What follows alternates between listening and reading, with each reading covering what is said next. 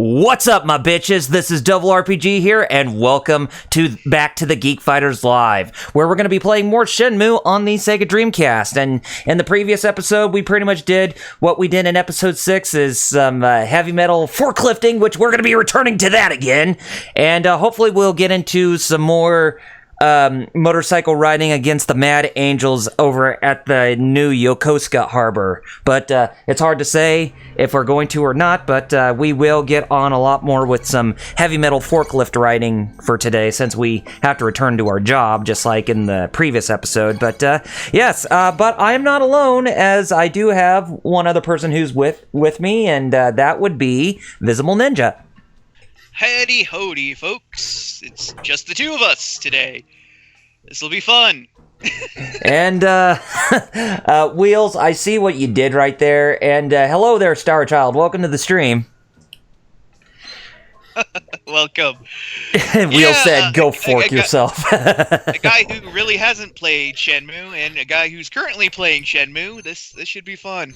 Yes. Considering our resident expert is not with us today. Yes, he's currently in Rhode Island, is trying to make his way back, but he might make it back before the stream ends. But as for 16-Bit Jeff, he is currently feeling under the weather this time around, and he will not be around to actually, co-commentate with us. But for two people, the show still has to go on in some way. But last week was a bit of a struggle for me, because I was all by myself at home during last week, so that's why you did not even hear or did not even see an episode on Twitch the last time. But since we're back here again, yes, it's time for us to get back on track. Yeah. Gotta get back to our soul-crushing 9 to 5. Yep, soul-crushing 9 to 5, but before work, we have to do some heavy metal forklift racing, or this is not rock and roll racing for the Sega Dreamcast. Yeah. And then Wheel says, under the weather equals Jerry isn't here. Lol. Yeah. Well, hopefully he will make it in, like you said, for the latter half, hopefully, but... Yeah. For now, we just got a fork race on our own. Yeah, hopefully I can get the turns this time. I mean, it's been a couple weeks since I played, but hopefully I can get the pin turns on the forklifts much better than before. But I'm not going to hold my breath on anything. Oh, like I said, all that hang-on practice. That was just practice. Yeah. Oh yeah. Oof. Yeah, I see you hung up on an edge there. Yeah. You got to be, I guess, super precise, especially when something like a forklift that kind of moves that has really bad. That really has really bad turning. But then again, I guess they were trying to be realistic with this game. Well, yeah, I was gonna say it's a forklift. It doesn't need to have very good turning, so probably turns better in reverse than it does going forward, like most forklifts. Yeah. So. And it doesn't help when your tines catch up on stuff and possibly gore people. So. Mm-hmm. Just like all those German workplace safety videos I've watched on YouTube. Oh God. Some of those. Or I should say, oh Scheiße. Scheiße, yeah. I'll say this about the Germans: they sure as hell put the fear of safety in you. You know, with all the decapitations and crushings and everything they show in their workplace safety videos. Oh God. Oh jeez. That definitely reminds me, like, that would also be something like you would see back in, like, the United Kingdom, like those 1970s and 1980s public information videos, which we call PSAs over here. Oh yeah, like where it's like the infamous Faces of Death series and stuff like that. Yeah, just the kids who accidentally or unfortunately get trapped in the realm of death. I know exactly what you're talking about, because what was the one called? Apaches? Yes, and our friend Guru Larry actually covered that. Yeah, I know that because of him, with all the kids screwing around on the farm and it showing all the ways a kid could horribly, horribly die on a farm. Mm-hmm. Like drinking fertilizer like an idiot. Yeah, like that female who said that wanted to mime it, but she actually did it herself. Yeah. And just as Guru Larry said, "You silly cow." Yeah. or drowning in a sluice pit, and the typical stuff, getting crushed by like a tractor, or getting drowning in a slough pit. Don't you mean drowning in a poo pit? Basically. Poopality. Or the best one with the dealing with the kids who like to play games with the trains as they come by, turning it into a full-on event. The finishing line. Yeah, entire groups of children are horribly murdered while playing around a train track. Mm-hmm. Or better yet, the Protect and Survive PSAs that are shit. That will make you shit your pants. Because, it's all about nuclear war. Evidently.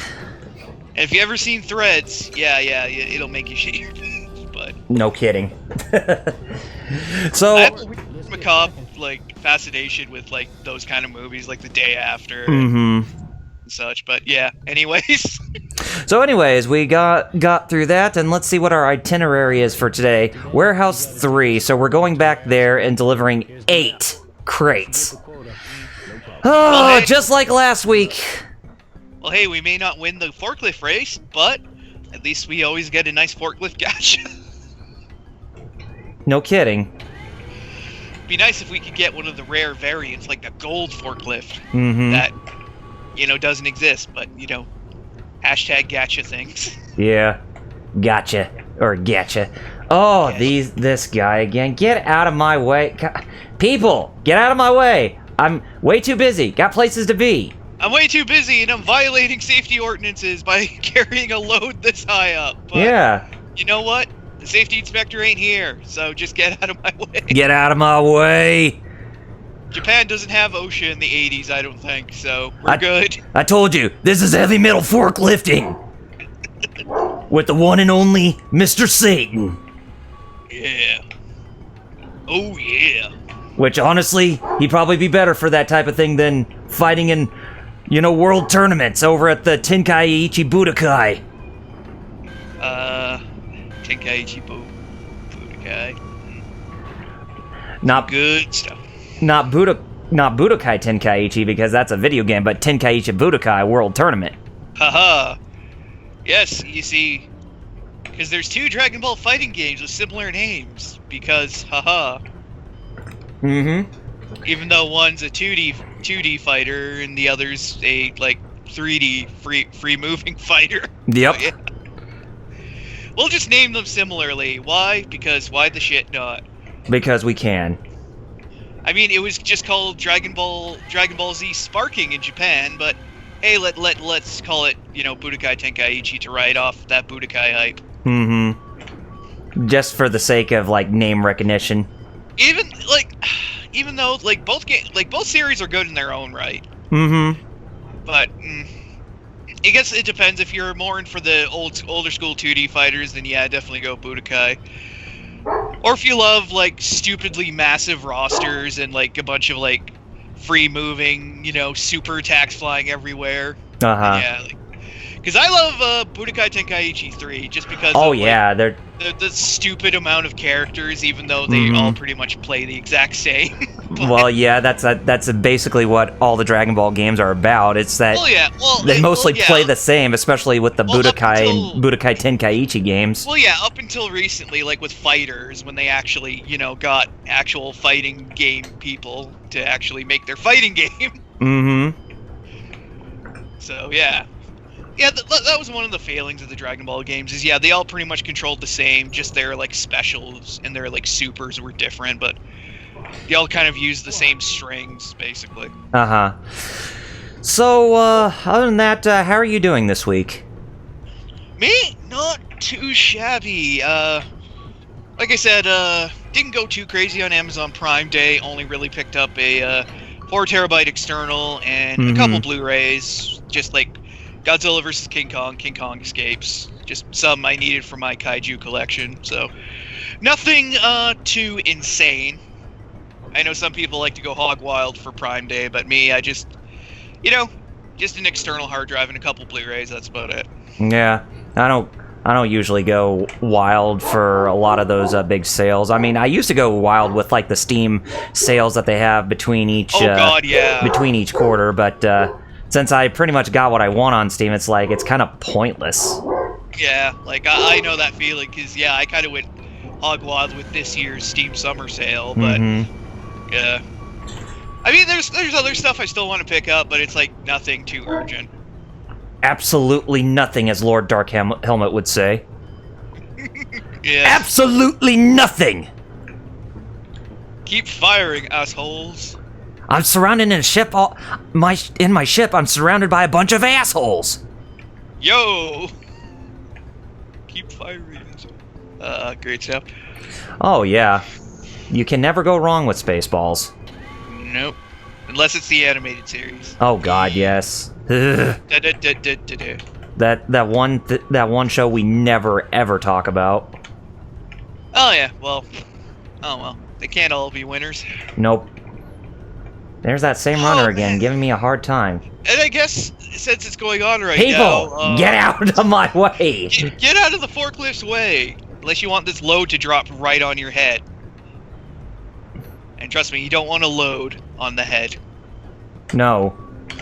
But, since it's going on now, what do you think, or are you excited for anything coming out of San Diego Comic-Con since it's going on? They haven't really showcased a lot of new that I'm really excited for, to be honest. I mean, fair. I guess, like, what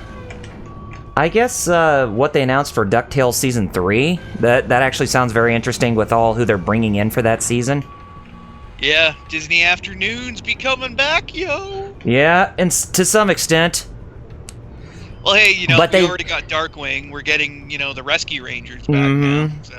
I mean, they didn't really announce anything new, like in terms of the DC Extended Universe or even the Marvel Cinematic Universe. Yeah, not really. Like, Marvel is there, but we kind of had an idea that they weren't gonna really announce too much. Like, they confirmed, like, I think Black Panther 2. And Thor 4. And then, and Thor 4, but other than that, nothing really major. They've kind of, shall we say, fired on old chambers with Avengers Endgame, so I guess they want to just take it light at this year's SDCC. And here I was hoping that we would actually get more from Final Fantasy VII Remake, since they did have a presence at San Diego Comic-Con, but it was actually just for a bunch of their PlayArts Kai figurines. Well, that does make a certain amount of sense. Which, I don't have anything against, because I think the PlayArts Kai figurines are actually pretty cool. It's just that they're so expensive as all hell. Yeah, but again, that does make a certain amount of sense. Like, yeah, it would have been nice if we got maybe a new gameplay trailer or something, but, SDCC isn't really the place to expect too much video game. Yeah, it's just mostly about the other things that are aside from gaming. Like, they did have some stuff. Like, I know Square Enix also showed off more of the Avengers game, and it's continuing to not overly impress a lot of people. Yeah. I mean, people are like, it looks okay. It seems like it's really just going to be like, God of War, but just pretty average. Like, it might turn out to be an amazing game, and also we know that, Kamala Khan, Miss Marvel's going to be in there too, so... Get out of the way, stupid! Out of the way, damn it! Then, of course, there's, Ultimate Alliance 3, which is, burning up the place. Oh, yeah. That's the big release from this past week, or during this week. Of course, yeah. Like, I haven't played it since I don't have a Switch still. Might pick one up later this year with that Reversion coming out, but... Or maybe a mini or light or whatever. I don't know at the moment. GameStop usually puts the PlayArts Kai figures on sale a lot, but I haven't really seen them around on GameStop, unless if you go to their website to buy them. Yeah, it might depend on your individual store, but yeah, I think it's mostly online. I mean, I remember seeing a few at my store before, but that was a long time ago. Like, there was one for Batman PlayArts Kai figurine, but he was in more of his either Batman Ninja or his Bushido appearance. Yeah, if it was PlayArts, it was probably Batman Ninja. So. Or pre-Batman Ninja. Yeah. Hey, oh, it's cool though. Yeah, but Comic-Con's been Yeah, I know what you mean. Hella interesting, I should say. Star Child says the only newest thing that they've announced that I was interested in was the Watchmen series on HBO. That is looking pretty good, actually, and I am actually kind of looking forward to that. So, as for me, like, there's been some bits here and there, like some of the Transformers stuff. Like, they didn't go too crazy. Like, they showed off some stuff that, funnily enough, leaked, like, hit stores before it was officially announced, which is kind of funny. With the Rainmakers 3-pack, which is, I find kind of hilarious that it actually winds up in stores before they officially announce it. Yeah. Like, it started trickling out to stores, which I thought was funny, but yeah, other than that, nothing, major for Transformers. For Power Rangers, again, nothing groundbreaking. We did get some announcements of some cool stuff from the Lightning Collection, which is their, like, adult collectibles thing. Like, basically like Marvel Legends, essentially. Star Child says, none of you bought that garbage Kill a Kill game, did you? Nope. Nope. Is it really that bad? I'm guessing it is. Well, then again, Arc System Works was only publishing the game. They did not develop it hands-on. Yeah. So I can definitely see people's skepticism about that game, and they should rightfully feel so, and from what people are saying, doesn't look like it's holding up a candle really well. Yeah, which is unfortunate. Oh, yeah, but like I said, the Power Ranger stuff, again, nothing too groundbreaking. The Power Rangers, there's actually two things. There was one that was announced before San Diego Comic-Con, which was the Power Rangers and Ninja Turtles crossover comic coming. Yeah, MMPR, TMNT, which is starting December 8th. Mm-hmm. Yeah, the issue 1. And the other one was they showed off the new show that's going to be premiering. And yeah, they showed off season 2, some stuff from season 2 of Beast Morphers, which was good. And they're bringing Jason Lee Scott back. Yeah, Austin St. John will be returning for a Dino Team crossover, which is definitely cool. They also showed off an Amazon exclusive gift set, which I actually kind of liked, which is just the 5 combining Zord figures together in like one gift set, but with like an exclusive like minifigures of the Rangers, which is kind of cool because the way they're selling the Zords this time around is that they're all individual at 2 different price points. Yeah. So doing them as like an Amazon exclusive gift set is actually kind of cool, and throwing in like some extra little like tidbits just as an incentive is kind of cool. Yeah. Not yet. It's currently up for pre-order on Amazon.com. Not yet on Amazon.ca. I know I've been checking. Oh god, and yeah, some of the movie stuff too. Like some of the stuff that just happened in the past hour or two with the Star Trek panel. Actually, kind of cool. Obviously, showed off the second season of Short Treks, which is actually looking kind of cool. Since I actually really enjoyed the ones for the last season of Discovery, as well as some pretty big stuff for Star Trek Picard. Like showing off a very nice trailer and showing off some surprise returning cast members from older shows. Well, of course, Jean-Luc Picard for being one. Well, yeah. Also, Brent Spiner is returning as Data, despite the fact he's dead. But hey, they can undo that. And most surprisingly, Jerry Ryan's going to be returning as 7 of 9. Yeah. So that was actually kind of a big deal. So no Michael Dorn as Worf. No, but apparently Marina Sidris will return as Troy, though.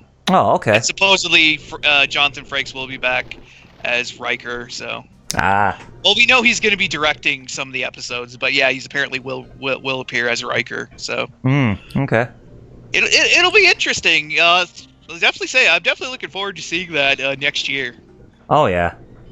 Yeah, so Star Trek Picard is starting to look pretty good. Like, first 2 seasons of Discovery were kind of...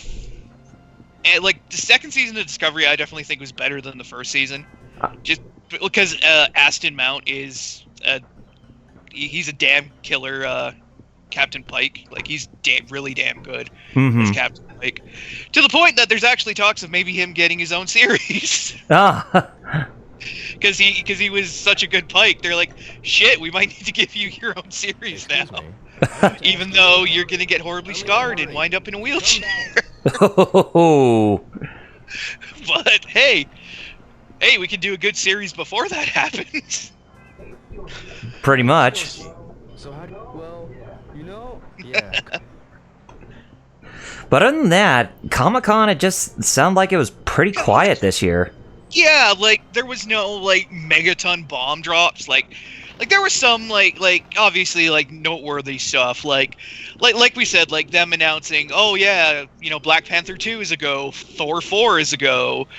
The next season of Agents of S.H.I.E.L.D. is going to be the last. Yes. That kind of stuff. Yeah, I was meaning to get Jeff and Jerry's personal thoughts about that, because I'm pretty sure that they're ready for Agents of S.H.I.E.L.D. to die down, basically. Well, it will next year. Well, and honestly, I think it makes sense, because since they had a really big integral part of the whole Infinity Gauntlet saga during, that whole deal between Phase 1 to Phase 3, it only makes sense just to close off that show, basically. Yeah, because, the whole, Thanos saga, or whatever you want to call it, is over. So, it does make sense to wind down Agents of S.H.I.E.L.D., and that seems like what they're doing with, like I said, next year's season being the final one, so. Yeah, which is kind of unfortunate, but, kind of makes sense, too. Oh, yeah. Plus now we got, Disney Plus and all their MCU shows in the works, that actually tie directly to the MCU with the actors from the movies, as opposed to like almost like a side story guiding kind of feel that Agents of S.H.I.E.L.D. has taken. Kind of makes me wonder what are they going to do next after Agents of S.H.I.E.L.D. Well, like I said, other than these Disney Plus series that are in the works, I don't know. Like, they might just leave it at just the shows they've got in the works, like the Winter Soldier and Falcon one, and the Scarlet Witch and Vision one, and then the supposed other ones that might be in the works. So I hope for whenever they introduce the Fantastic Four into the Marvel Cinematic Universe, hopefully they change the Avengers building, the old Avengers building, to the new Fantastic Four building. To the Baxter. Well, they did establish that Tony did sell Avengers Tower. So, hey, maybe he sold it to a certain group that's going to turn it into the Baxter building. Maybe, you never know. Would make sense. And hey, Lord Doom, welcome to the stream, man. Welcome. All they got to do is replace that giant A with a giant 4, and there you go. Yeah. There you go. Just change the A into a 4, and you're done. Okay. Oh, what the hell? We'll just do it this way. Okay, now let's get back to delivering the crates in our warehouse without running into anybody, because we don't need any more of that jargon going on. Yeah, Lord Doom, like, hopefully that is a thing too, because all we know now is that Black Panther 2 is a thing, and we know nothing else about it. And hello, LPH, welcome to the stream as well. Hey, LPH, yeah. Like I said, other than the fact it's a thing, we know absolutely nothing else about it, kind of like Thor 4. Except that the director of Thor Ragnarok is returning to direct Thor 4. Yeah, Taki Waititi. So there is hope that'll actually be another good, crazy-ass masterpiece. Because of the Thor movies, I do think Ragnarok was the best, just because it was... like, what's the best way to put it? It's more respectable towards Jack Kirby's vision of how he made comics back in the day. Yeah, because it definitely had that weird, like, vibrant Kirbiness, I guess is the best way to put it. Like, and not to mention the pretty badass techno soundtrack, too, to go along with it. So. Oh, yeah. Yeah, and I kind of liked how they incorporated Planet Hulk, like, into the idea, too. Like, obviously it was nowhere near the same idea, but it was inspirational. Yeah, it was an inspiration, and I kind of liked how they worked it in, so. Oh, yeah. Here's hoping that the Marvel Cinematic Universe will establish more of its own identity with the movies going forward, instead of having to draw more from like Tony Stark's lineage, because I feel that was the problem with most of the Marvel Cinematic movies, especially Spider-Man: Far From Home, when it came to Quentin Beck as Mysterio. It all comes back to Tony, doesn't it? Yeah, it's like all these characters, they have their own identities. They don't need to be related to the Stark Foundation or anything like that. I was gonna say, now that we're past the Infinity Saga, it's time to move forward, basically. Not to mention the fact Tony's, and again, spoilers if you haven't seen it, but you really should have by now, that Tony's dead. Yes. So unless he could continue to make new MCU villains from beyond the grave. I don't know, but yeah, it'd be cool. Kraven the Hunter, that'd be kind of cool. But they said for Kraven the Hunter, they may change his backstory to being that of a Wakandan. I could actually see that working. Yeah, I could see it working to an extent as well. Because I know regular Kraven has kind of the Great White Hunter kind of thing going for him, but not in the traditional sense. Yeah. Not in the turn of the 20th century sense, more like a mid to late 20th century kind of thing. So I could actually see him getting, I guess you could say, race lifted to a Wakandan, actually. Yeah. And it worked. I could see that working. So yeah. Although the one thing about Far From Home I actually liked is that the last half hour, how Peter Parker successfully manages to, break out of I would say being haunted by Tony Stark's death and make him forge his own identity, essentially. Well, yeah, well, if you look at, Peter and Tony's thing through the previous movies, that makes sense that he would see himself as still being under Tony's shadow.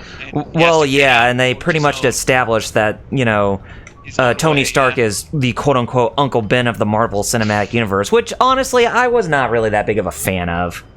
Well, yeah, but at least it saves us from yet another Uncle Ben get shot origin story. Yeah, very true. Saved us from having to see that a third time within the span of 20 years. Mm-hmm. Oh God, yes. In the movies. So, hey, I'll give them that. It's like some people say when it comes to superhero movies, if it's the first one in the series, it doesn't necessarily need to be an origin story. No. Just with Peter when he showed up in Civil War, it wasn't an origin story. He was already Spider-Man. Mm-hmm. Yeah, he was using his shitty homemade costume, but he was still Spider-Man. Well, no, when he went to Germany, he wasn't in his crappy costume. He actually... Well, no, because, it's the one Tony made for him. Mm-hmm. Yeah, but... Well, no, but still, it wasn't an origin story, though, because he was already Spider-Man. He was already doing his thing. Yeah. And I wish more stories... origin stories aren't bad, but... But they can get redundant if they're done too much. Especially in Spider-Man's case, because we had to sit through, the Tobey Maguire one, and then the Andrew Garfield one, and if we had to sit through the Tom Holland one, for the third goddamn time, it probably wouldn't have gone over as well as it did. No. Yeah. So, LPH, to answer your question about San Diego Comic-Con, Visible Ninja and I, we were actually talking about it. It just seems like San Diego Comic-Con didn't seem like they had a bunch of, bomb drops or anything like that. They were pretty subtle with their announcements this year. Yeah, there wasn't anything too megaton. Obviously there were some surprises and some other kind of decent news, but nothing ginormous. Mm-hmm. But again, that's just in our opinion. I mean, obviously, if you talk to somebody else, some massive news might have dropped because they're a giant fan of the property or what have you. But yeah, right. Yeah, but I guess it are just humble opinions. Nothing huge. I mean, yeah, there were some good announcements and everything, but nothing titanic. Yeah, Titanic levels of excitement. Yeah. I was kind of expecting to hear something new about Ninja Turtles, but it was just, a panel celebrating the last 35 years of the property's existence, which I was very disappointed about. I think a lot of people were expecting something new, maybe announcement of, a new theatrical movie. Or yeah, you know, at least like a teaser. Yeah. I'll just be 1 second. Okay. So is it safer than E3? I would say yes, it was safer than E3 this year, to be honest, LPH. But other than that, it's just, yeah, there wasn't really anything groundbreaking about San Diego Comic-Con this year.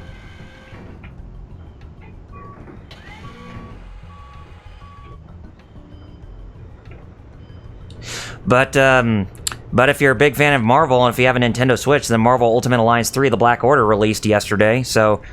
And been hearing some pretty good reviews, and some ones that were not really that too impressed, but still, they thought it was a pretty fun game for an arcade-style, like, action RPG. Well, and you know, that fun arcade style, Team Ninja does have a good reputation towards. So it only makes sense that they would be naturally fit for that type of thing.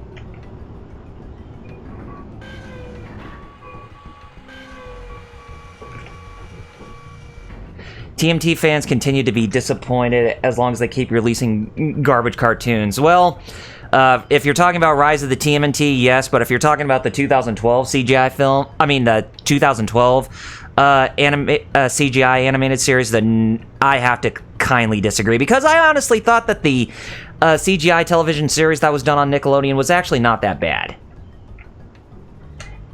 It actually was more of an even blend between appealing to newcomers as well as paying respects to the older material. So it was the best of both worlds, actually.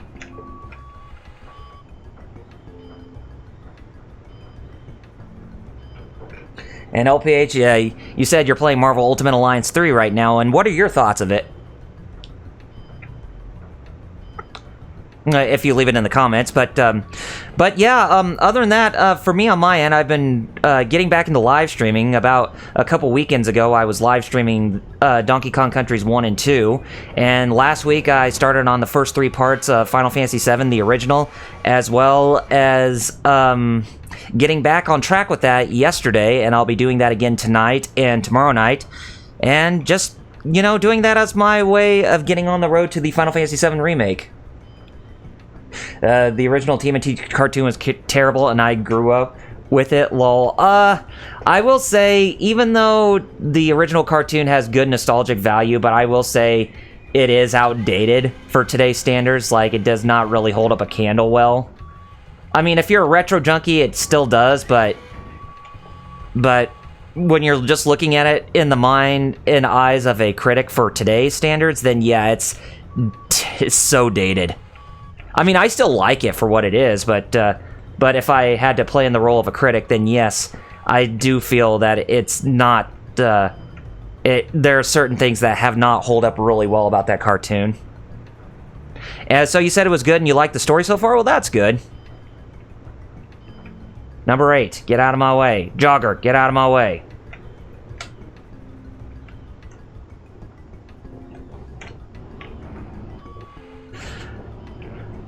And Lord Doom, I also want to say thank you for appearing on my stream yesterday in the comments, and actually having a lot of fun when I was playing Final Fantasy VII on the PC.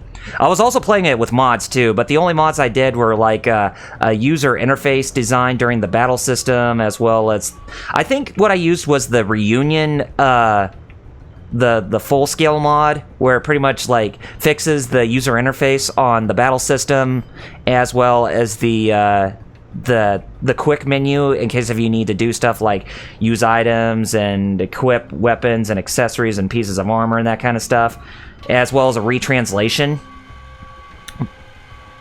But other than that, haven't really used anything else for it. Like, I'm not really a big fan of like the updated battle sprites, or having the characters look like realistically proportioned characters in the fields that you can, you know, play through.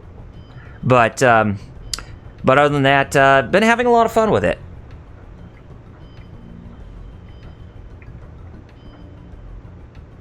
Yeah, it looks like I'm gonna get 14 this time around again. I think this is how much I got when we were live streaming this a couple weeks ago. But hopefully we get in some Mad Angels action. I hope. Because we've been doing this quite too much.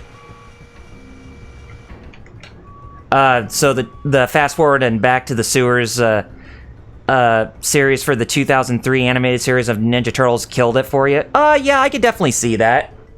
There, Wheels.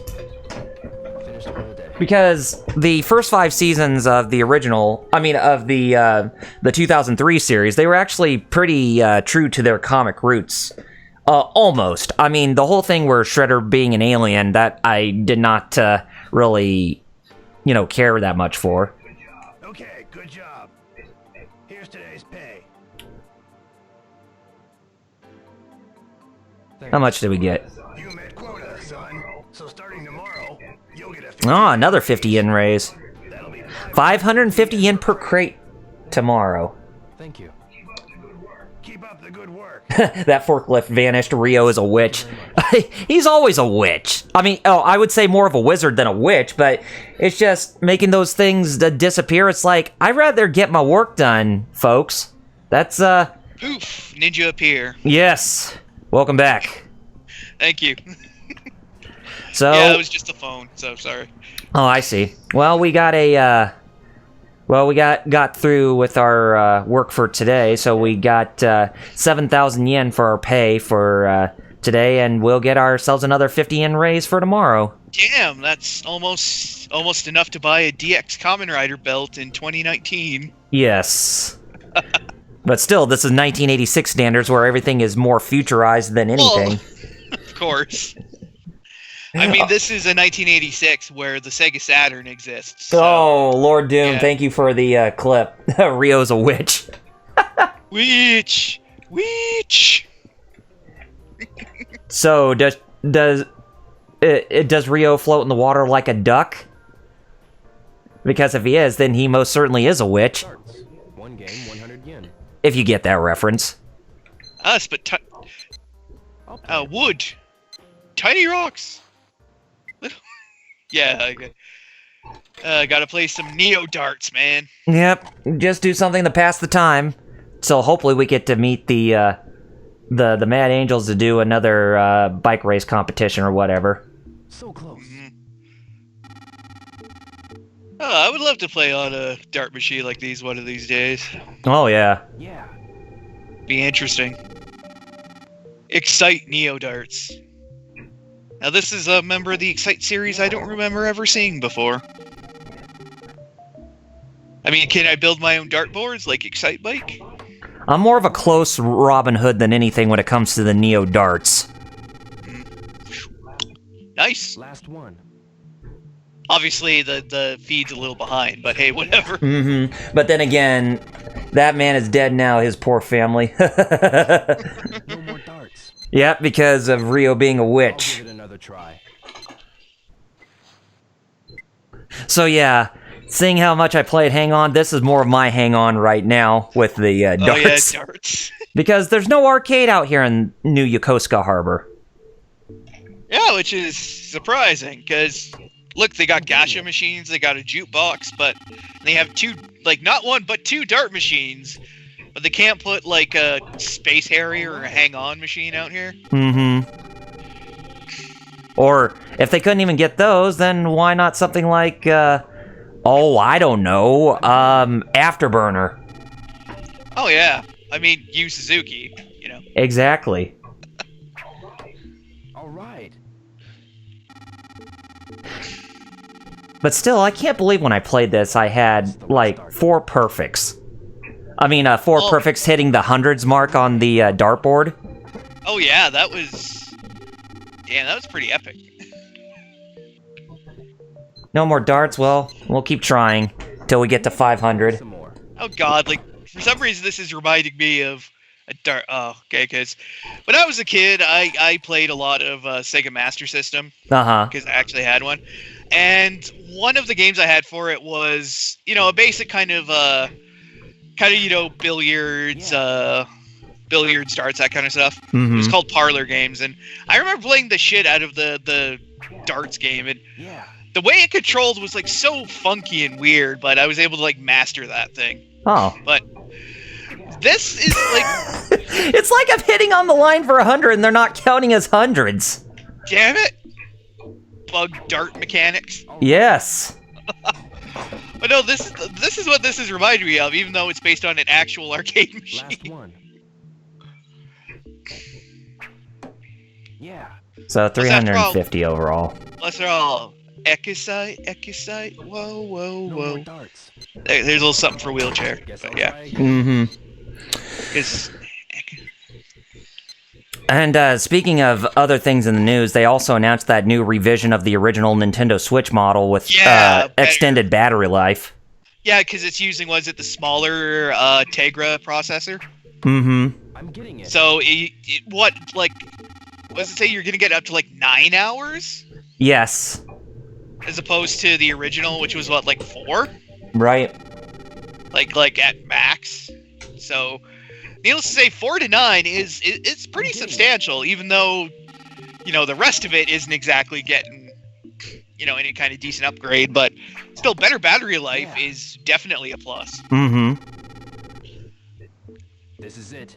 So, yeah, because I'm kind of torn, like we were talking about earlier, Alright. whether or not later in the year to get either Switch Lite or, this revision. So, No more darts. I don't know, man. But do you think that that we are getting a Nintendo Switch Pro next year? That's the interesting thing, because I know the rumors were always about the Switch, what is it, the Switch, Switch Mini and the Switch Lite or whatever, Mm-hmm. Alright. or like the Switch Pro and the Switch Mini, and the Mini ones turned out to be correct with the Switch Lite, but the Pro ones with the more powerful processor, better battery life, etc. Better, I think it would an OLED screen, I think possibly they're also talking about. Right. The only part of that's coming true is the better battery life, so I don't know if we might get, one next year that has, stronger processing power or anything. Right. But, it's hard to say now, because they're like, hey, you want more battery life? Well, here you go. Well, what about the Joy-Cons? The what cons? The what cons? The what cons? Should I play more? That's enough for now. Then again, it is really only a problem that, that people use, the Joy-Cons as their main, thingy. Yeah, and I pretty much just use the Pro Controller mostly whenever I play my games. I know. But there's only a handful of games that only just use the Joy-Cons. Like The World Ends With You Final Remix is one of those games where the Joy-Cons are only used. Yeah. So it's stuff. I know some people are saying, oh, you mean 1-2 Switch? Oh yeah, that too. I know a lot of people are like, just use a Pro Controller, but then again, that's not necessarily everybody's preferred thing. Mm-hmm. So. I know some people might prefer the undocked Joy-Con. Some people might prefer the controller dock that they have. I can't remember what it's called. Just the regular dock. Oh, like the controller thing for the Joy-Cons that they click into. I can't remember what it's called. Mm-hmm. Like that, or everybody has their own preference. You know what I mean? Exactly.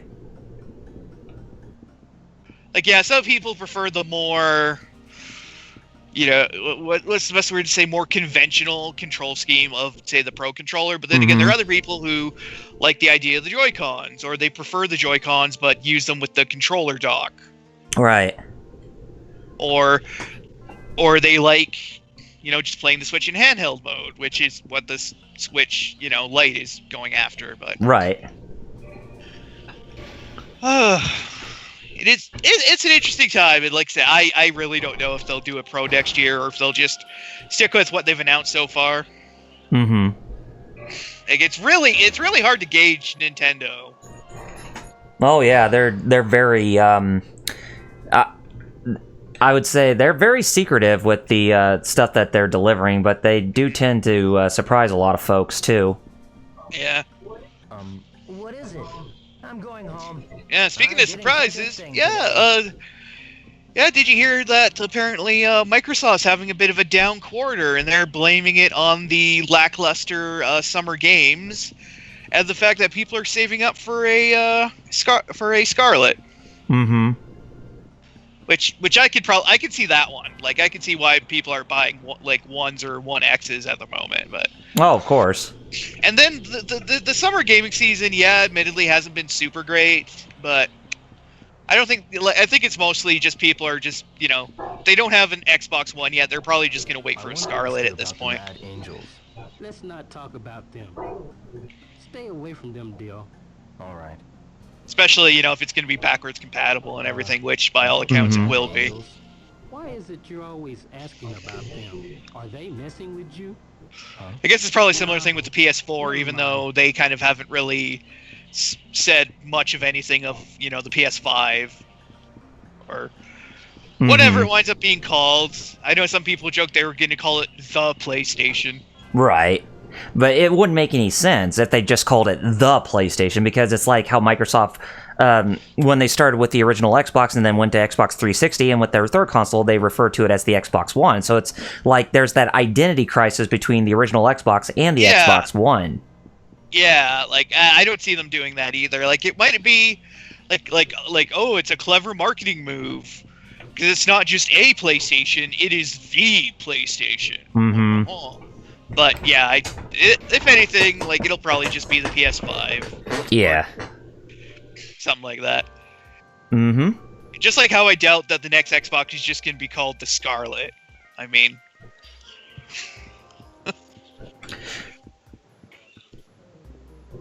Okay, back to Neo Darts for a little bit before we have to head on home.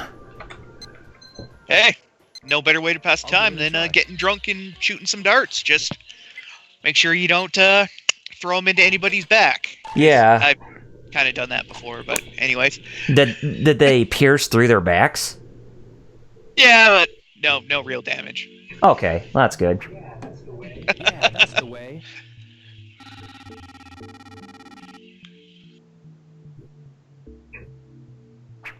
Oh, I'm getting in my butt. You are hitting it on the line where it says the 100. Gosh, this game is so stingy with you trying to get to the top score. I mean, when it comes to darts, you gotta eat lightning and crap thunder. Yep. Thank you, Mickey. Last one. You're gonna eat lightning and you're gonna crap thunder. Oh, I miss Burgess Meredith. Should I play more? I remember seeing him I remember seeing him in the Grumpy Old Men movies Oh yeah. with Jack Lemmon and Walter Matthau. Oh yeah, no, I remember those movies too, actually. I liked the first one. Second one was all right. Yeah. Of course, I mostly know him for being both Mickey and the Penguin. Yeah. So. Oh yes.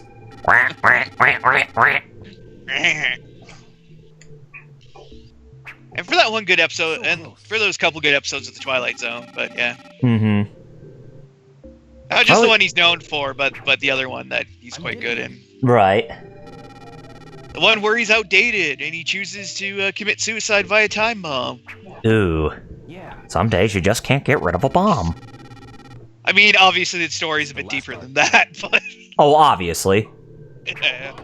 Don't want to go into a whole analysis and synopsis of that particular story. Yeah, we're not talking about the 1,000 Ways to Die psychology or anything like that when it comes to the Twilight Zone. Yeah, exactly. Almost. Yeah.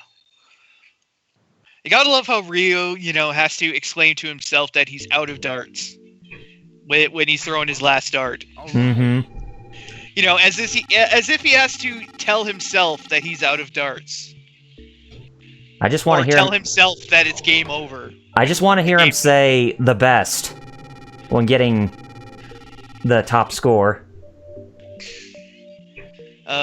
Silly video game pro tags. Now just turn around and rob this tomato store with those darts. Yeah.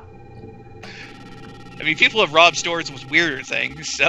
Oh god, yes. This is it. At least those are, sharp and pointy. Oh yeah. So close. Of course, this past week, we also can't forget about the whole arson attack over at Kyoto Animation. That was pretty big news. Kyoto. Yeah, Kyo Annie. Ooh, that's pretty nasty.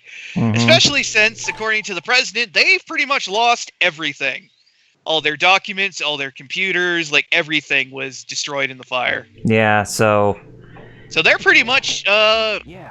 in addition to obviously the loss of life and the injuries, they're pretty much well and truly screwed. yeah, because of some guy getting his revenge in some way, Yeah. saying that they plagiarized his material.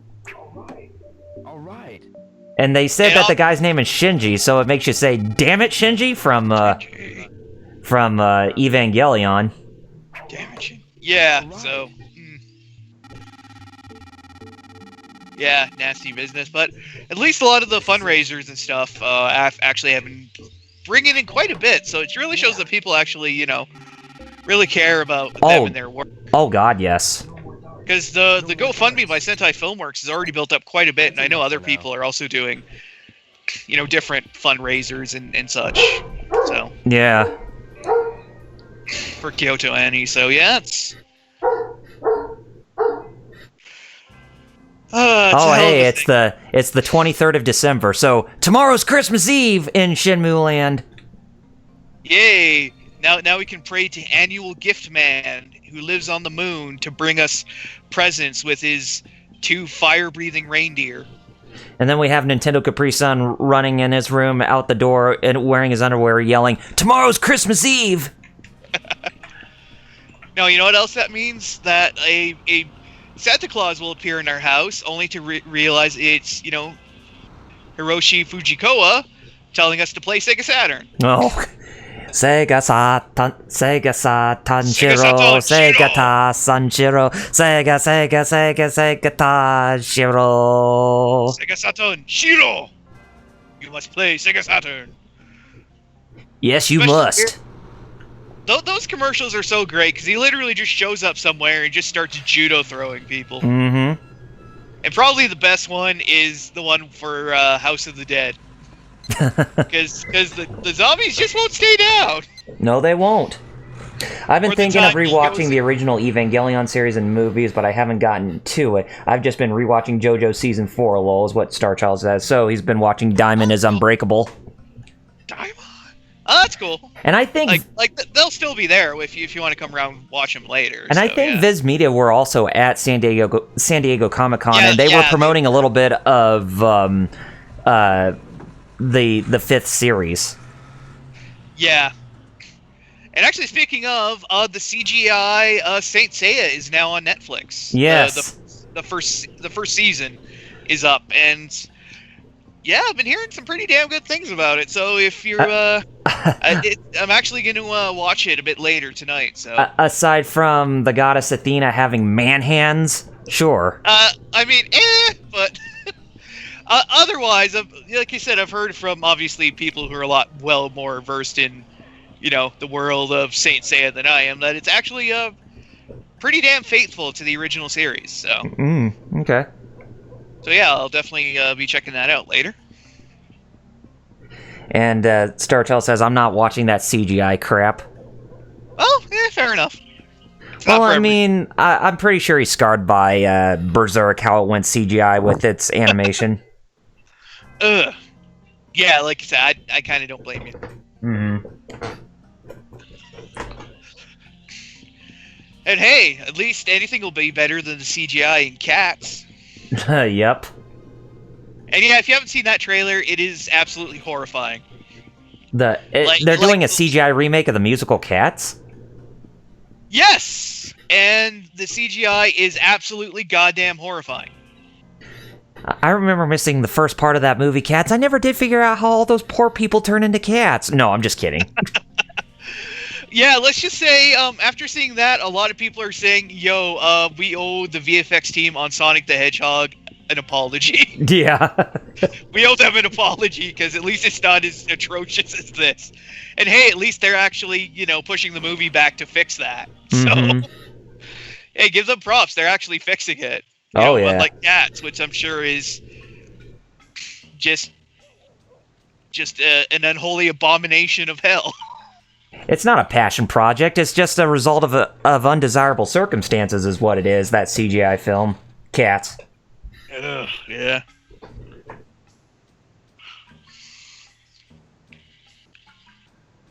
Yeah, that whole bit where I said I remember missing the first part of that movie, Cats. I never did figure out how those poor people turned into cats. That was actually a joke from season 8 of the Drew Carey Show.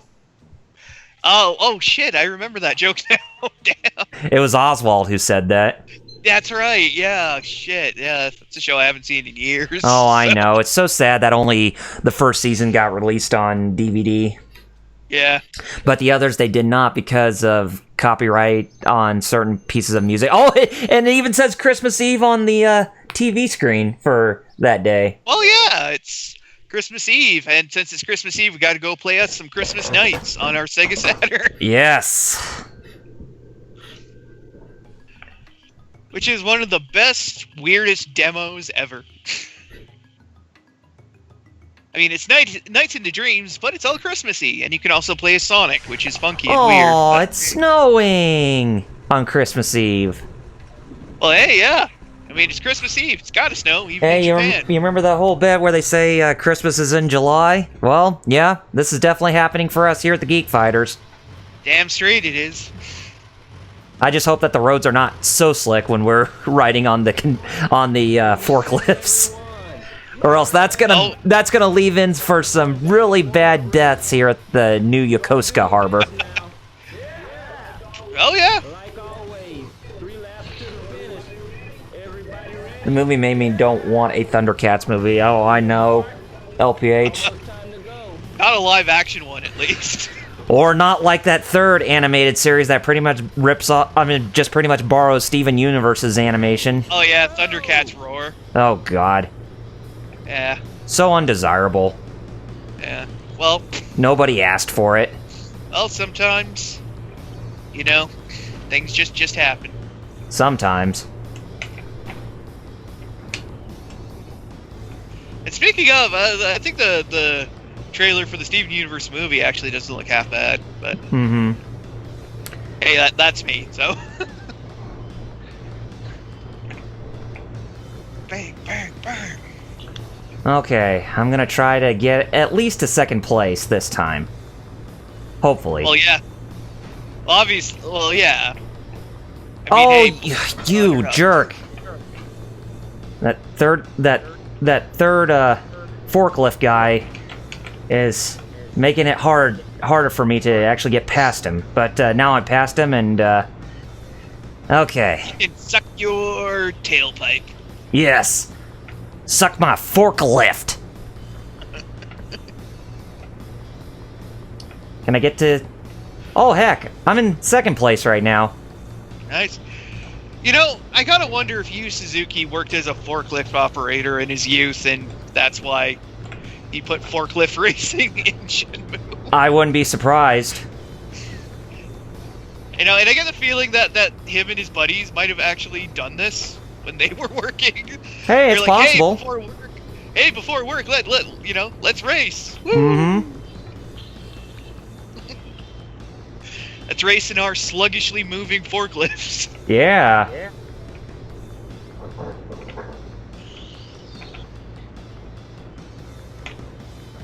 Oh, I'm getting close to first place now. It's not even funny. Oh, come on. You can do it. You can do it. You can do it! Yeah, just keep, Oh, I'm not gonna make it because I hit a corner. I don't know, maybe I can, but it'd be cutting it close. You can recover. You can recover. Go for it. Go for win. Go for win. Go for broke. No, you're not getting past me, buddy. Yeah, I'm not getting first place. Oh, okay. I was gonna say, it's one of my favorite Lisa songs. Says, "Go for win. Go for win. Yeah, come on, let's go." Which, by the way, is Rally Go Around. But anyways.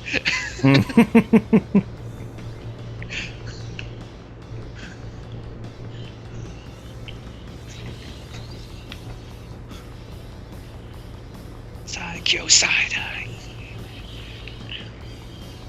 Oh well. Oh well, I'm at least made second place, so I'm improving. I am improving. Oh hey, that's good. Like I said, and yeah, you almost had it. Almost. Wasn't for that damn corner. Oh man, so close. You almost had it.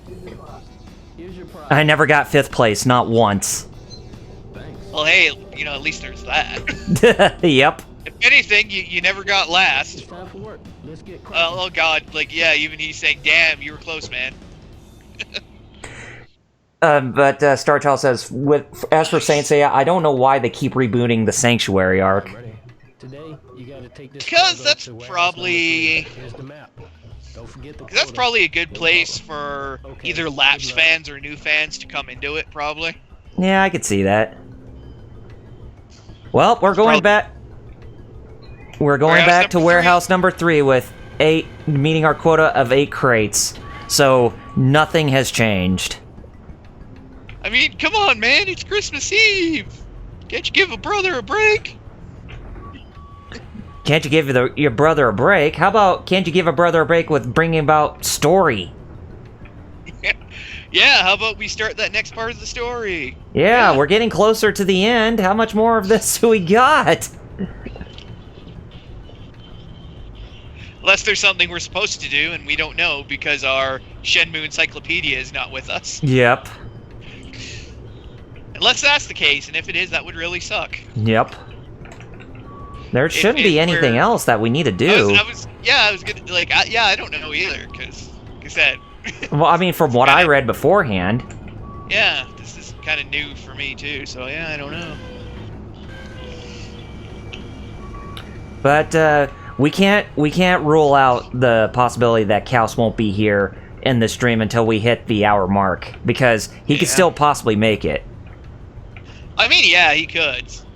He could make it home, but, yeah, Mhm. we'll have to, guess we'll have to hope and pray that we're not missing something. Like something super obscure that we're supposed to be doing. Yeah. Like you said, like, we're probably not, but, yeah, who knows. I don't think we are. Oh man, I've been experiencing slowdown in this game during this episode. I'm not sure if it's because of the particle effects, because of the weather, or if it's because of the many people who are at the harbor or something, but it's I'm experiencing slowdowns to a certain degree. I was gonna say, it's probably the particle effects, if I have to guess. Mm-hmm. Because when it's always sunny, I don't experience any slowdown at all. I mean, who does in Philadelphia? Well, certainly not Danny DeVito. No, especially when you're the trash man. Yeah. I eat garbage. When I die, just throw me away. When I die, just throw me away. You rookies don't understand it. Or however Danny DeVito says that. From Kingdom Hearts as Phil. I got two It's words so- for you. You ain't heroes. It's so sad that Danny DeVito didn't reprise his role as Phil in Kingdom Hearts 3. Yeah, I guess. I don't know, either because he wanted too much, or maybe because they couldn't figure anything new for Phil to do. Maybe. Still would have been nice for him at least to have. Like it would have been, but yeah, if it was only for like one or two lines, like I guess maybe DeVito didn't want to do it. Or, I mean, like I said, I'm really surprised maybe- that they actually managed to get him to voice Phil in Birth by Sleep of all games, and that's on a handheld. Yeah. Like who knows really? Could have been a schedule thing, could have been a money thing. Could have been. Maybe he just didn't want to do it. Like who really knows?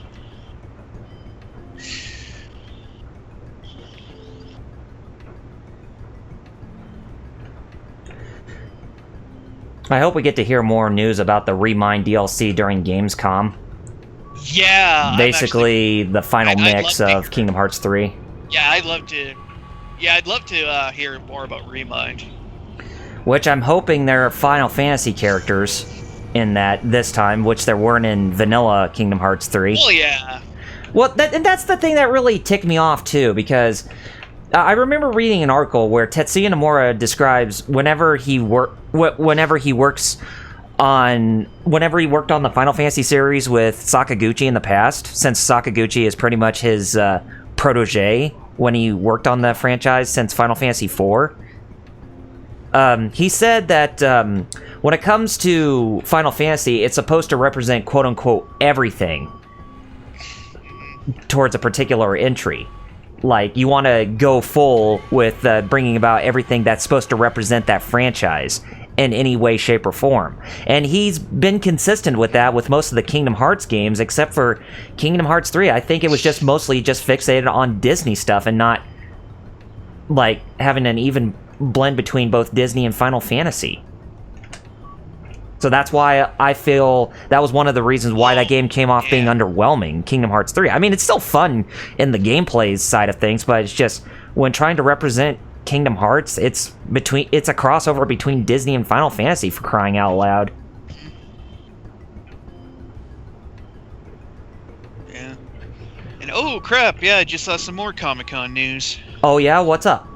Apparently, as of Season 3, the Orville is moving to Hulu.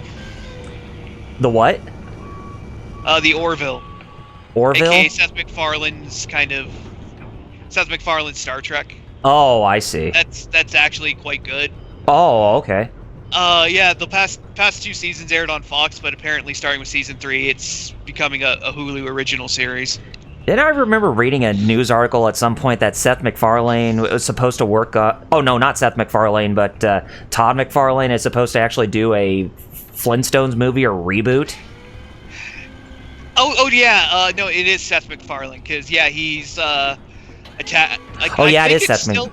It's still in the works, because, yeah, he was tapped to do a Flintstones reboot for Fox, and as far as I know, that's still happening, but I think because it was supposed to premiere, I think, this fall, but I think it's been pushed back now. But as far as I know, it's still on the table. It's just been delayed from this year to, I think, possibly next year. Yeah, I'm not surprised. But then again, like, I don't know. I haven't been really keeping up with it. Actually, here, let me look.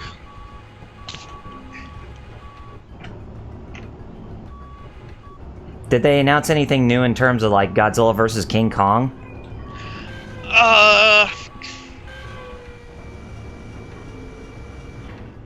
No, which is funny, because for the first time in quite a long time, Toho themselves actually had a presence at Comic-Con, bringing with them some of the actual Godzilla suits with them. Oh, interesting. Yeah, which is cool, because it's all part of, like I said, the lead-up, because King of the Monsters is coming out on Blu-ray at the end of August. So it's kind of that. They're also obviously kind of starting to slowly, ramp up, some of their presence for Godzilla vs. Kong, or is it Kong? I think it's Kong vs. God. I can't remember. No, it is Godzilla vs. King Kong. Okay, well, I could, yeah, because, the original one, is Kong vs. Godzilla. Anyways, yeah, they're sort of starting to ramp up their presence for that next year. There was no real, announcements or anything, but, it was just kind of nice to see them there, with some of the, with a lot of the paraphernalia, some of the suits, actually having one of the illustrators who's worked on a lot of the series there kind of live drawing a mural with various Godzilla monsters on it. Yeah, that's pretty cool. Kind of cool. And also, apparently, the McFarlane Flintstone series is officially dead. So. Oh, well, shoot. Yeah, I just Googled it, and yeah, it's dead. So, wah. And Star Child says, I think it's a safe bet to say that 90% of people who play Kingdom Hearts because of the Final Fantasy content, and that's true. I mean, yeah, it's kind of the reason why I started playing the first one way back in the day.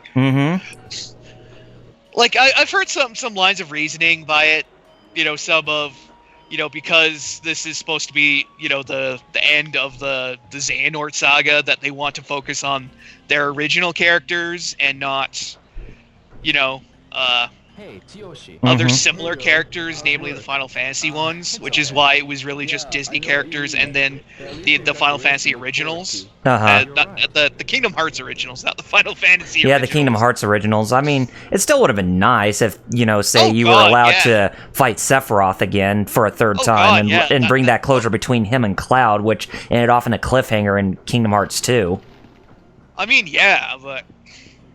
And I mean, there were, lots of other characters I was expecting to be in that game to make their appearance in a Kingdom Hearts game for the first time, like Lightning and Noctis, for example.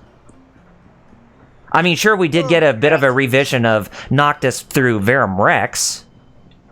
Or Yozora, whatever the name of that game is called. But still. Well, no, I totally get what you're meaning. It was definitely kind of an XP of 15. But, funny stuff. But, you know, it's unfortunate that there wasn't, you know, some Final Fantasy guys in there, but, you know, what's done is done. They might add some in for the Remind DLC, or we might have to wait until the next Kingdom Hearts project, you know, whatever it may be. I see. You know, whatever it may be, and whatever form But then it may take. again, it's possible that for Kingdom Hearts 3, that it is the final straw between, I mean, with the Disney license at least, because I can definitely see Kingdom Hearts being more than just having the Disney license on there. I think it's more of like a crop. Well, that's true, but then again, I know people have been making the joke with, you know, Disney owning Marvel and now Star Wars is, man, I can't wait to play Kingdom Hearts, you know, with Sora fighting alongside Wolverine and Darth Vader or something like that. Which, hey, you never know, might be in the cards in the future, or it might not be. It's kind of tough to say. Kinda. I mean, it would be freaking awesome. But It would be. will it happen? Possibly. But I don't know. We can't really say. Well, exactly. I unfortunately am not Square Enix or Disney, so I couldn't tell you.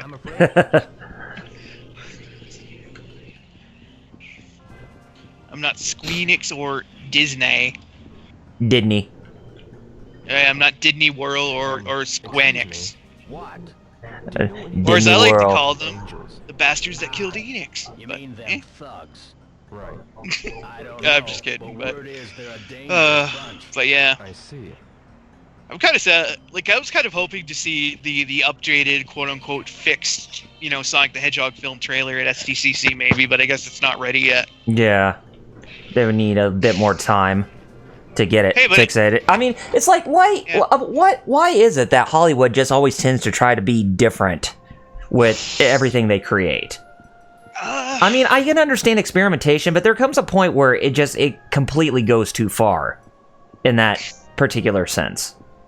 I mean, I think, like, I've heard people say, you know, in regards to video game movies in general, is that Hollywood kind of doesn't want just to stick to what somebody else has done or envisioned for a property, that they want to do their own thing, which was, you know, the whole thing with Sonic. Which is that, you know, they didn't want to just maybe, you know, take, say, his modern incarnation and maybe just, you know, add some more details to it and just leave it at that. They wanted to do their whole own original thing, so, you know, it has their mark on it. But then look how well that turned out.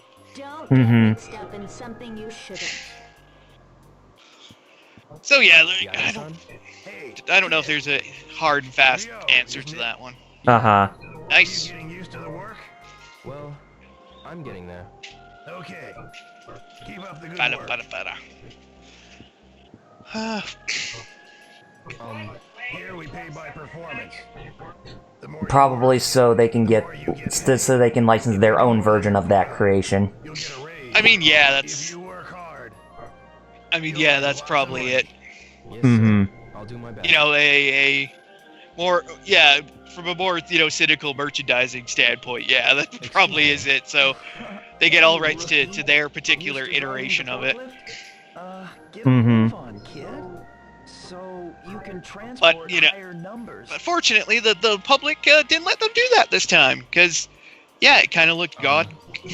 Oh yeah. Which is funny, because what was it? When the first teaser posters leaked, everyone was kind of losing their shit. But then we saw some leaked concept art, and it didn't actually look that horrible. Right. Because the design actually didn't look that horrible, but I'm guessing the design had changed again since that concept art. And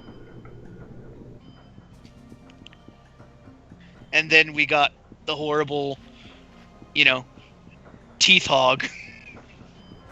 Oh yeah. You know, and basically another rehash of Hop.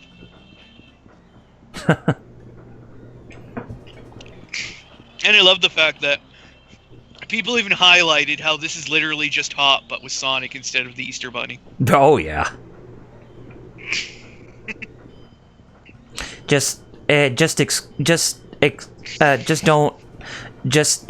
Don't include any Christian moments or anything in the movie, please. Oh God. We don't need a Sonic Chew cameo or anything like that. I will admit some of the stealth references in that one episode of Sonic Boom were actually kind of fun, because that's the unfortunate thing of, like, a lot of people really shit on Sonic as of late.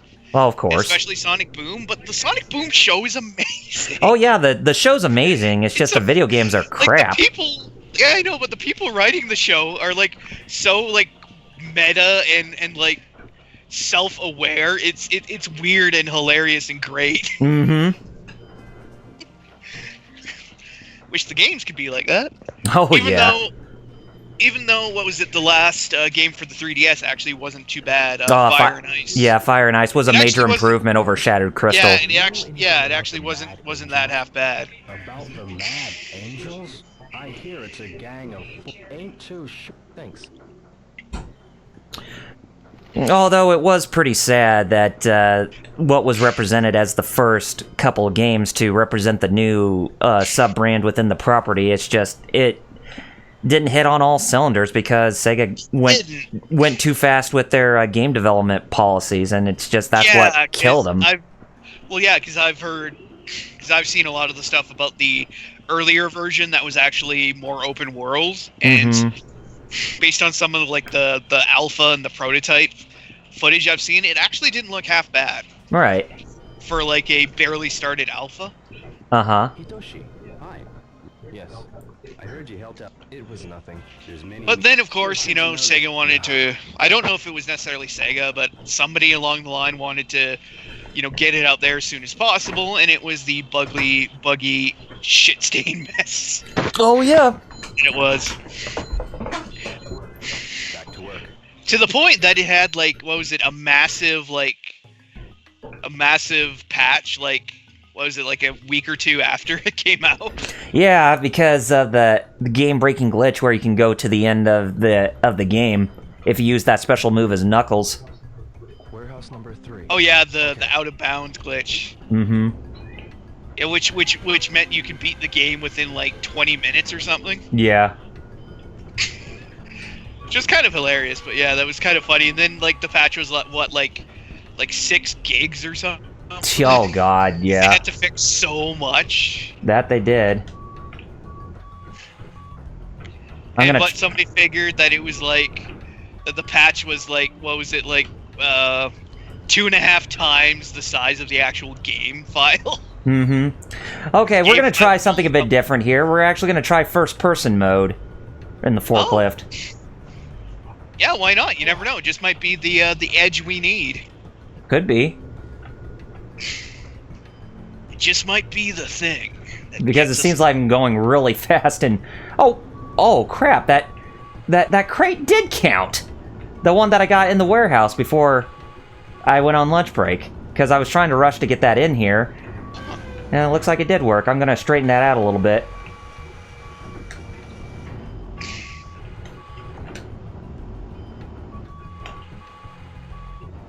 Here we go.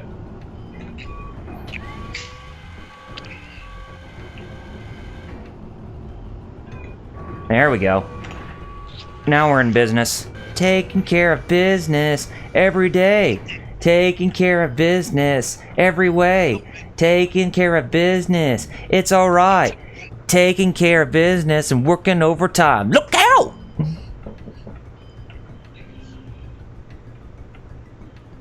They ain't seen nothing yet. God. We just did. Riding that forklift in first-person mode, it's like I'm going super fast. Damn, talk about. I wonder if Cal's got any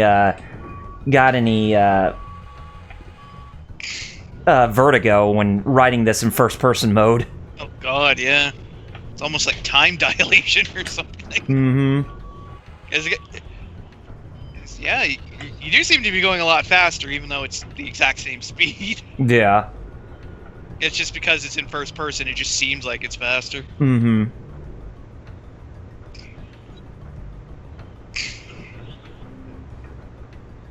Remember to keep your hands at 10 and 2. Yep. Or your hand at 12 and nothing.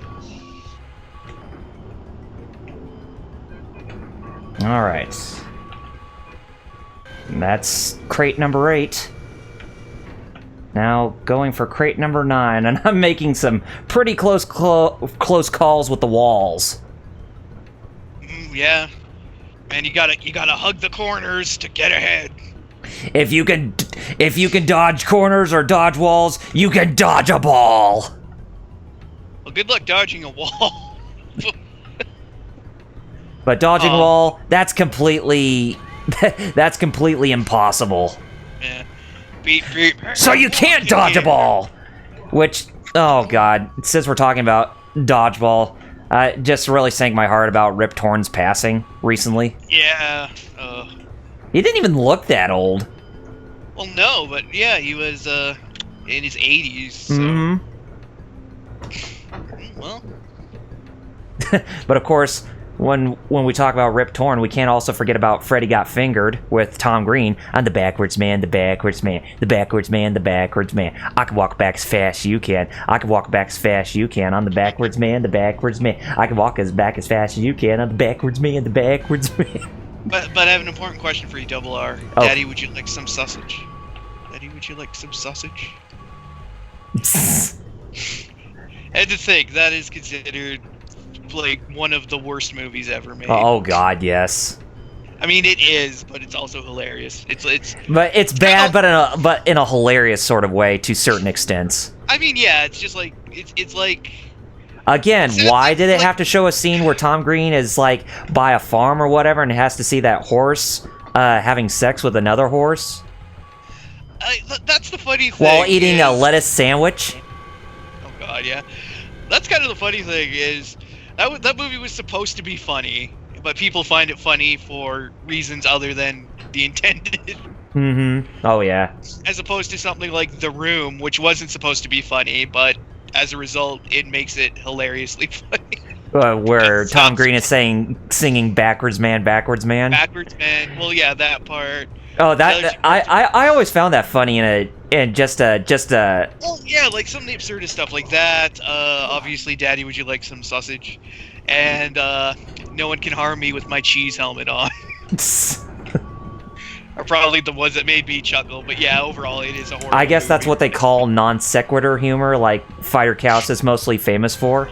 Oh yeah, that's definitely I guess what they'd call Python-esque humor, like surreal. Mm-hmm. Surrealist humor. Uh-huh. You know. Oh yeah, Monty Python. Oh yeah. No one expects the Spanish Inquisition. Or no. Let me say that in a much better voice. No one expects the Spanish Inquisition. I cracked my voice. So.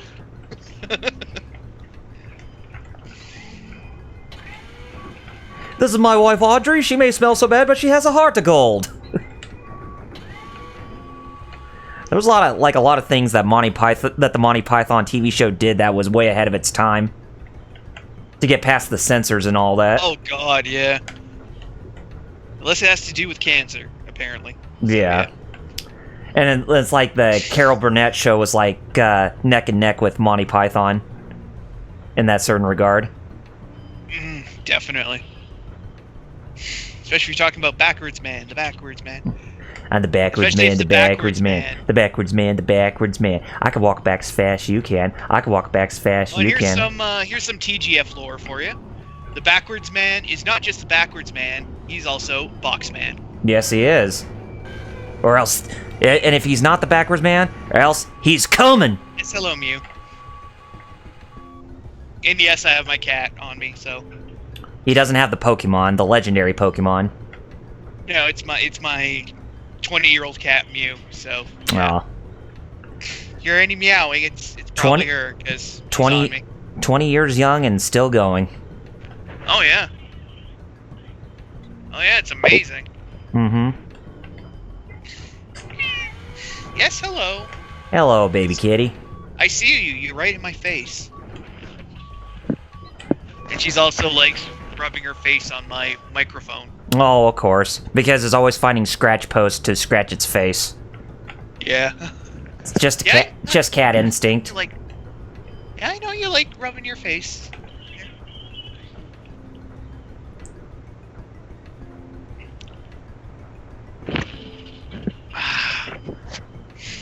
Well, I hope Kaus doesn't run into the one straight cop in all Rhode Island.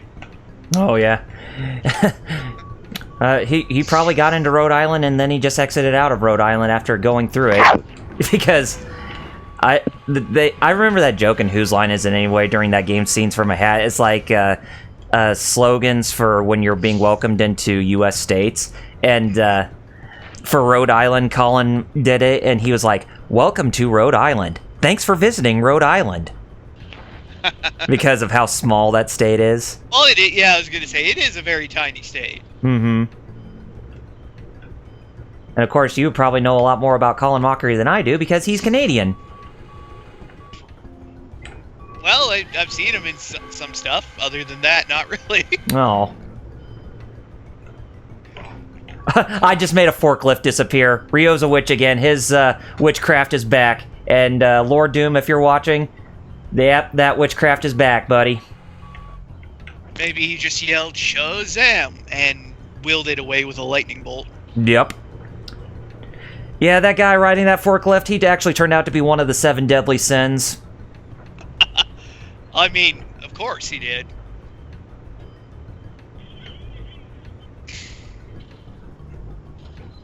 Now we just need to find a black one that can, be Black Adam to your Shazam. Mm-hmm. And of course that Black Adam is going to be Dwayne Johnson. Oh, the DCEU. You're a messy, messy beast.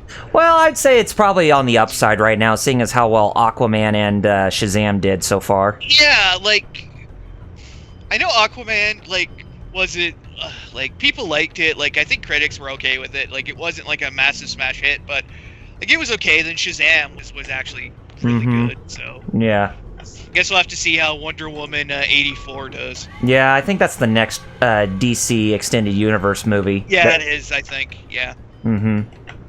But too bad we have to wait till over a year for it. Yeah. Ugh. That long of a wait. And not to mention, the DC's attempts at, at a CU basically kind of shat the bed now. Mm-hmm. Since, Affleck's out and we're getting Robert Pattinson as Batman now. Well, then again, the whole Batman film, it's a prequel film, so I could definitely... Oh, yeah, that's true. And plus, by the sounds of it, the Batman was kind of a cluster F from the beginning. Mm-hmm. Because first Affleck wanted to write it, and then he wanted to also direct it. And then he was like, no, I don't want to do it. And he's like, oh, I still want to do it. Then no, I don't want to do it. Then I don't want to do it. Then I do want to do it. And then finally, they're just like, screw it, I'm out for good. I really wonder why there hasn't really been an established actor for Batman in these recent times, because it just seems like whenever somebody plays Batman, they just only play as him in only a few movies, and that's it. Because for everybody else, the ones in the Marvel Cinematic Universe, they've been in a lot more movies than just one. Or a few. Yeah, but yeah, that's a good question. The most consistent one as of recent we got was Christian Bale in the Dark Knight. But then again, that was just only 3 movies. Well, yeah, that's true. Mind you, that was always meant to just be a trilogy. So, like I said, that's the most consistent one. But even then, like you said, yeah, it's only 3 movies. And Michael Keaton's been in 2, and then we had Val Kilmer in 1, and George Clooney in 1. And Christian Bale in 3, and then we had... And Adam West in technically 3, but... I say, 1 for the actual series, and then the 2 animated ones, including the one that's, I think, coming out later this year, obviously posthumously, but... Because I know he did finish voice work on the next one before he died. Yeah. Yeah, I can't remember what it's called. Batman the movie, Return of the Caped Crusaders, and then whatever the new one is, I can't remember the title.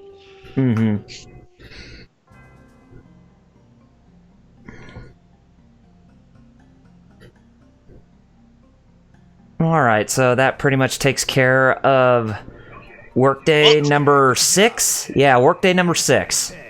Oh, time to go get some Christmas cake and head home. Thanks. You met quota, son. So starting tomorrow, you'll get a 50 yen raise. You hit 600 yen. That's the per best crate. salary in the company. That's the best salary in the company. Good job. So I get 600 yen per crate starting tomorrow, which will be next week for us as the Geek Fighters. Yay! A day is a week, and a week is a day. It's all very confusing. Yes. And 1 hour equals a day in Shenmue World. Magical Shenmue world, yeah. Yes.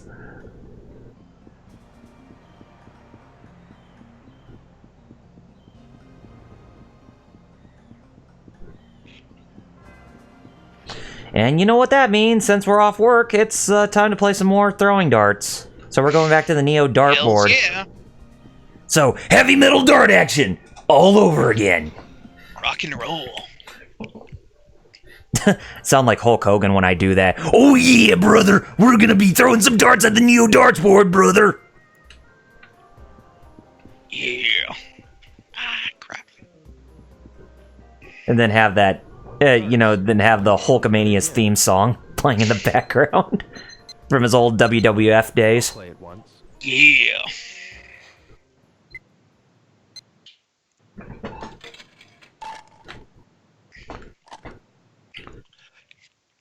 So, I guess the big release for video games next week is Fire Emblem Three Houses, Yeah. Yeah. which Nintendo confirmed there's actually same-sex marriage like in, or same-sex relationships like in Fire Emblem Fates. Oh, nice. Mm-hmm. But I I'm mean, just, after... but I'm just sad that 8-4, the localization group, is not handling the translation like they did for Awakening and Shadows of Valentia. Instead, it's the Treehouse who's doing the translation like they did in Fates. Or the localization, I meant. That makes me sad, because the localization in Fates was pretty bad. Maybe I'll play some Plus, more. I know Treehouse has some, shall we say, controversies Oh god, yes. regarding certain translations and Other you know, localization practices like yeah, Xenoblade yeah. Chronicles X, for one, and Tokyo Mirage Sessions. yeah, I know that they've had some people not too happy with some of their localizations. Mm-hmm. It's like, is it Nintendo who's pulling the strings to tell them to hold back, or is it somebody else who's telling them, no, you can't do that? Because basically, Tokyo Mirage Sessions, it's just pretty much just Persona Lite, pretty much. Last one. Yet I find it so interesting that, whenever Nintendo does something that's mature, but then, whenever people complain to Nintendo that they never do anything mature with their content, but whenever they do something that is mature, then everybody just gets in a really pissy fit about it. Like the whole Metroid Other M situation.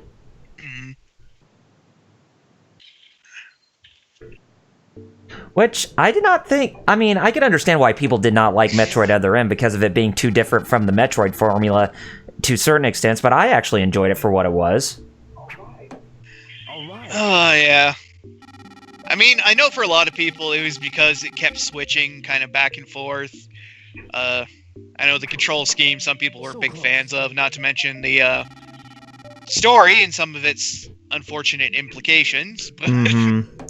I think they approached more of that game with the Western point of view, which, I can definitely see why. Yeah, I think that's what they said, didn't they? It was... I'm getting it. Like, they were, trying to Game have over. more Western audiences in mind, so they produced the kind of game they thought they would like. And it Well, didn't turn out I mean, I would say it wasn't just the Western audience they were trying to aim for, but I think they were trying to aim more for the Japanese audience because the sales for the Metroid series in Japan are abysmal. Yeah. Whereas the Western audience is more in favor of that, more in favor of Metroid. Yeah. which is why some of the characters actually looked Japanese in their character designs in that game.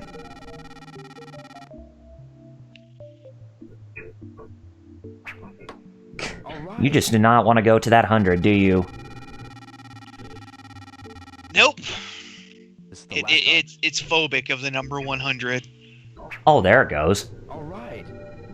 Very xenophobic. It's about time. All right. Come on, I want to become the best with a perfect score. Maybe I'll play some more. Want to come the best that now? Oh, I totally messed that up. You're the I want to best. be the best that never was. You're the best around. Nothing's gonna ever keep you down. You're the best around. Let's just say Rio wants to be the best that no one ever was. To nail them is his real test. All right. Perfection is his cause. He will travel across the land. Maybe, I guess.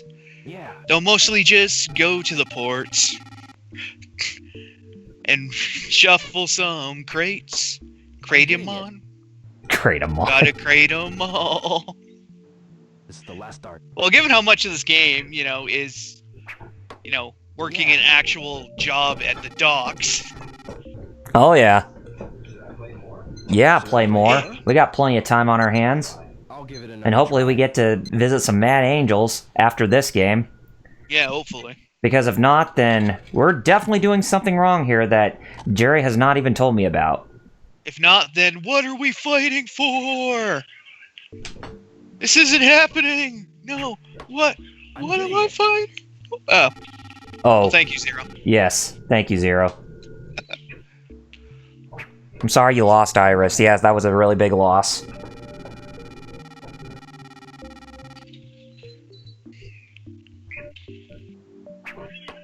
All right.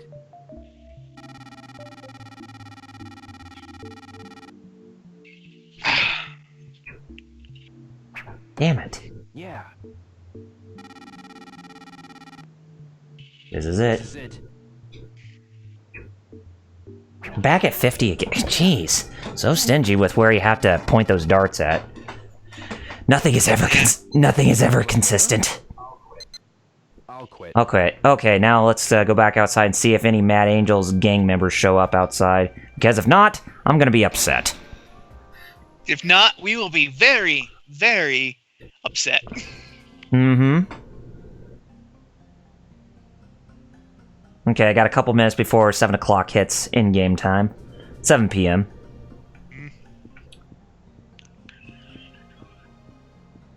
I just want some heavy metal motorcycle action. Is that too much to ask for?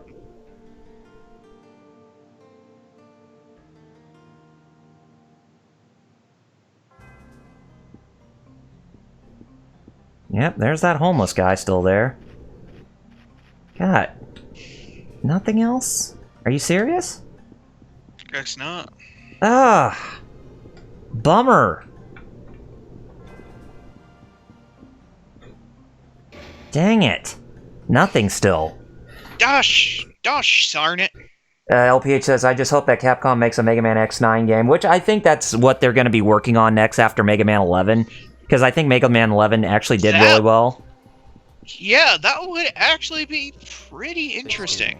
I'm sorry. We did get an Some 11. other time. I mean, Mhm. not an 11 X9. What am I smoking here? I don't know. What are you smoking? But, Yeah, X9 would be cool. mm-hmm. Especially, Have if you- it's more like the earlier games as opposed to something like X7. Did you ever play Mega Man 11?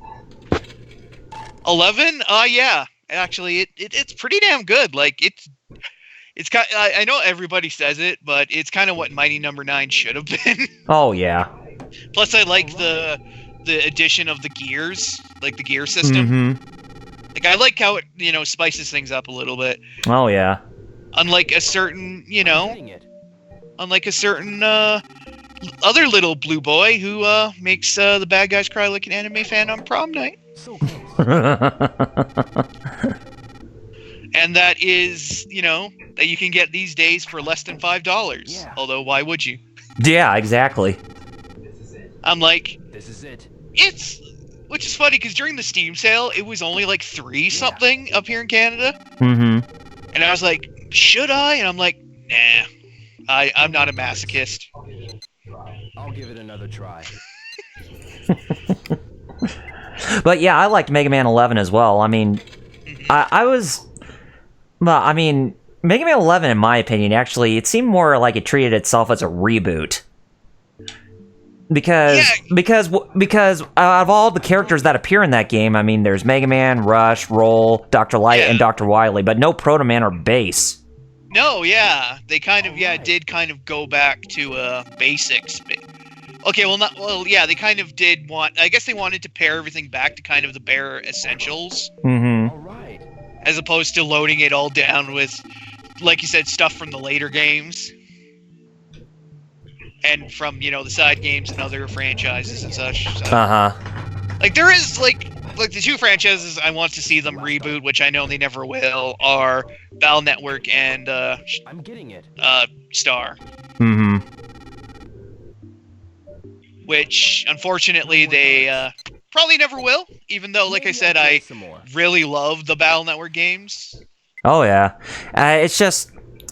I mean, after Inafune left, I can definitely understand where Capcom was coming from and how the Mega Man series was in a dark period because there wasn't anybody who would, just take up the reins to actually, Yeah, because what was it like in all that time? Like, they only put out one game, which was Crossover, which Not too was bad. garbage. a garbage kind of crossover game Mm-hmm. that wasn't too great. Like that was kind of really the only one, up until of course 11 Right. and its grand return.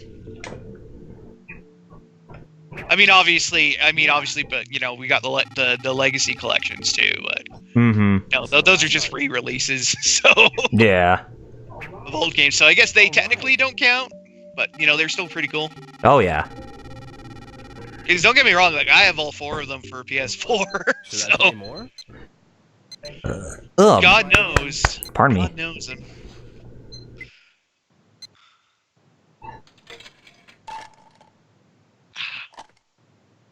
Scheiße. Scheiße, Maka. And when Fire Emblem 3 Houses comes out, that'll be Kaus's birthday, but it'll also be my grandma's birthday that day. Oh, nice. Yeah. Mm-hmm. I told... funny thing is that Jeff's birthday is on March 20th, but that's the exact same day as my dad's birthday. So it's like... we were fated to meet, or create this group or whatever. It was your destiny. Yes. This is it. Search your feelings, you know it be true. Not too bad.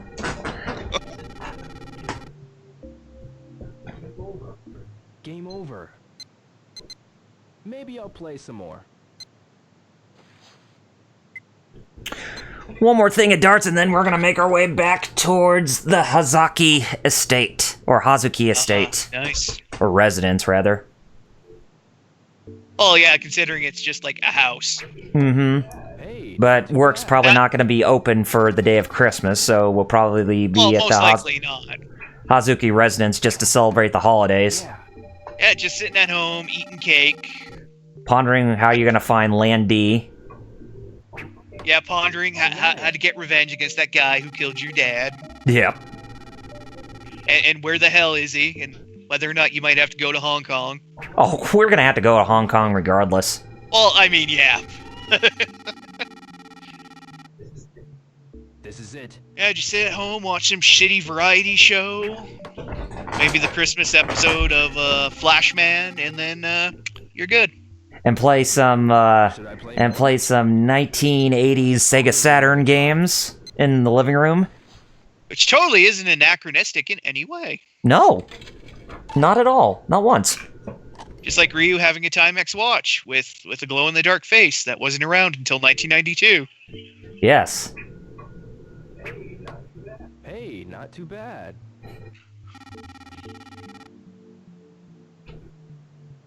But hey, it's a video game, Oh, yeah. No suspension of disbelief. Nope. And yeah, I do admit, having Sega Saturns in 1986 is not one of the worst ones that have been in video games. No. All right. Like, stuff like that's kind of cool. Oh. But I know if Cass was here, he'd probably just tell you to keep pulling gacha until you get the good ones. Yeah. I don't think we're gonna be able to pull any more gacha from that tomato store, seeing as how Yeah, probably not. we're near the end of the game. Yeah. Maybe next time. Gotcha. Gosenja Dash. But yep, it's time to head on home, since it's close to 9 o'clock. Hit the old dusty trail. Yep. I'm not gonna get any more information about the Mad Angels or not getting in a bike ride with them, so... I was kinda hoping we would, but there's something about this game it's not telling me, or else I'll just gotta keep going through the days until I get fired and then I have to go towards the end of the game.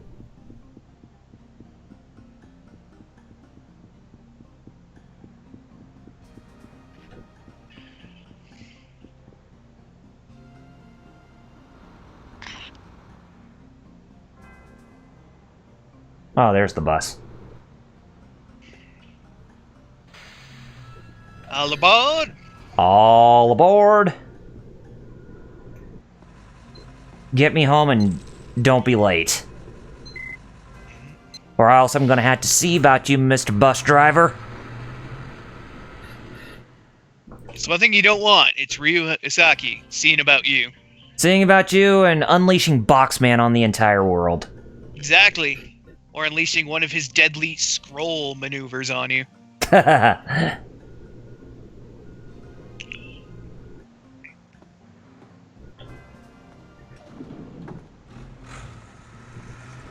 Okay, so,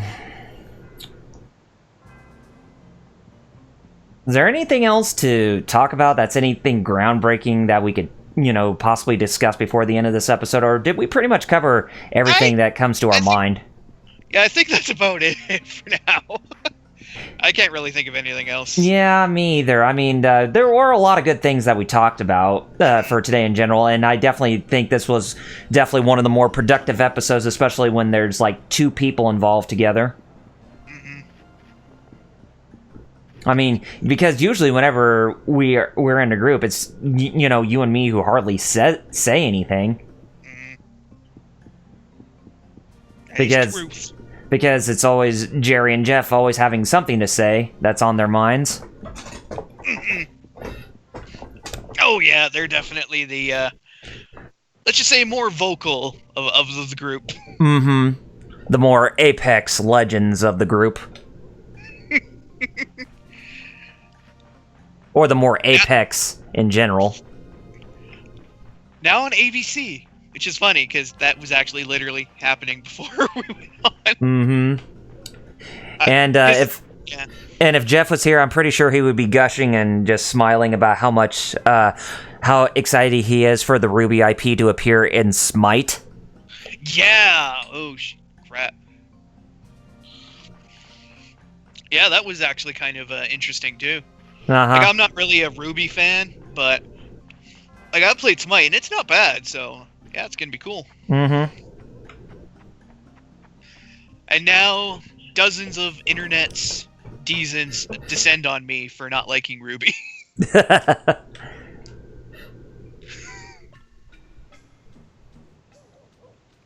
Well, hey, I don't like Ruby either. Or it's just not really my cup of tea. I mean, I don't think it's the best thing since sliced bread, as they're proclaiming it to be. Oh yeah, kind of same here. Like, it's alright. Mm-hmm. But it died when Monty died. Yep. Well, anyways, that's just me, but... Oh, I agree. Buggers. Okay, I'm gonna save settings here, and then we'll see if there's anything that happens on Christmas Day that just, happens throughout the whole day. And if it doesn't, then we'll just try to go through one more of those forklift races, and then we'll just end off the episode. Mm-hmm. It sounds good. Yeah, I mean, we're not going to be able to go through another whole in-game day, so let's just see how it goes for Christmas Day tomorrow morning. You know, just get a preview. Christmas Day. Christmas.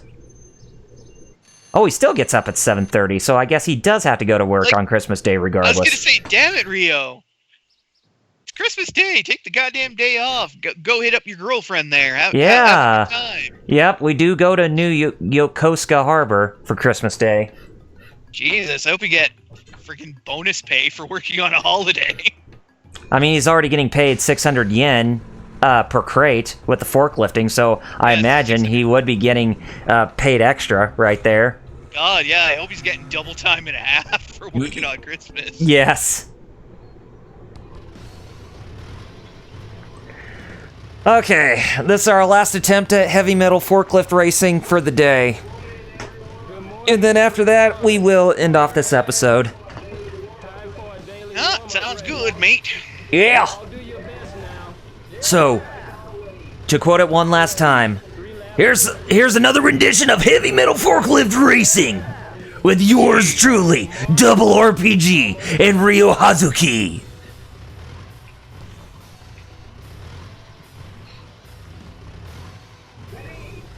Ready, go!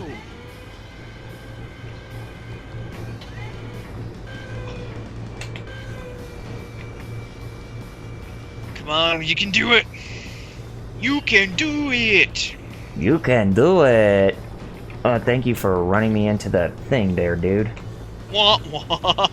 But I did get a lot better control this time, so I think That's I may good. have a shot. That's good to hear. But anything Big could black go bitch. south at any moment. Just like there. Just like there. He pushed me into the big huge garbage compactor. That Into the monkey garbage. wrench. That monkey wrench. You know, I would say the C-U-C-K word, but I'm not gonna. Because that was some straight up bullcrap that happened Probably right good there. idea. That dude just knocked me into that frickin' like work container. That was ugh. Yeah, like Jesus Christ, man. What WTH?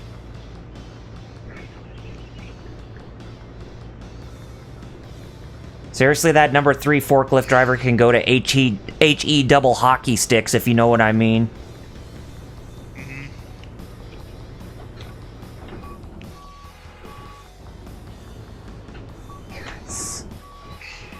Is it better if I just have the forklift up? Possibly? So that way I I don't know. I don't know if it makes a difference or not. If it does, then I'd be surprised if it actually does.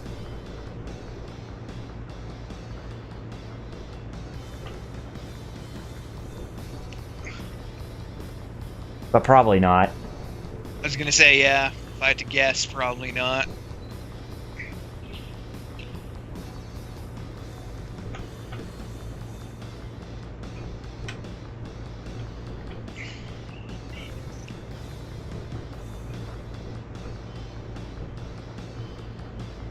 But anyway, as I said, you're just only getting a preview of this, folks, so we're not actually going through, like, the whole day or whatever.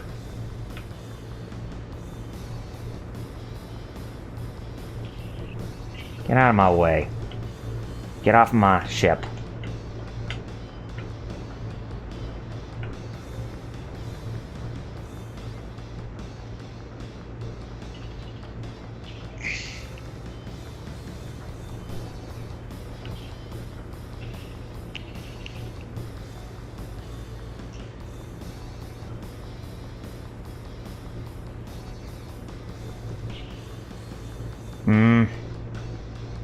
But still, I can't believe that that one guy hit me on the side of that working thing. It's just, ugh. I know, that bastard. Absolutely. Jerk. I'm gonna Freaking manners, man. murder his forklift with my forks, if you know what I mean. Man, you really need more practice. Tell that to your driver who ran me into the frickin' wall. Oh, You- yeah, I mean, You Jesus, that's dumbass. not fair, man.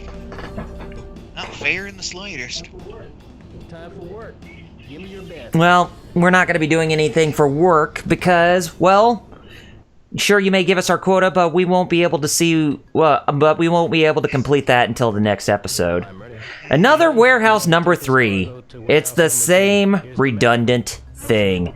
Get 8 crates and in warehouse number 3, and make sure you meet your quota and all that jargon. So nothing new has improved. So, anyways, we did not even get to meet the Mad Angels because there's something that we're totally forgetting that don't know what it is. But since I already hit the pause button, I'd say this is probably a good spot for us to go ahead and wrap up for today's episode. So, hope you like what you saw for us playing through Shenmue without Fighter Chaos or 16-Bit Jeff, since they've been AWOL during this episode today. But for us, me, Double RPG, you can also find me on other sources aside from here at the Geek Fighters' own Twitch page. One of them is youtube.com, and you can go to youtube.com/double-RPG reviews, and I do my reviews, my retrospectives, as well as my 2 cents videos. As in terms of the reviews and retrospectives, whenever I return to those, I'm not entirely sure, but it could be any time. But I'm just currently working on episode 10 of my Final Fantasy retrospective at this time, so be on the lookout for that. Hopefully, right now, as I said, I'm in post-production for episode 10, so be sure you be on the lookout for that within, I would say, the next few weeks, or 2 or 3 weeks. Hopefully it'll be up. And you can also follow me on social media through Facebook and Twitter. Go to facebook.com/double-RPG reviews, as that's my Facebook fan page. And you can also follow me on twitter.com/double-RPG reviews, as that's my personal page on Twitter.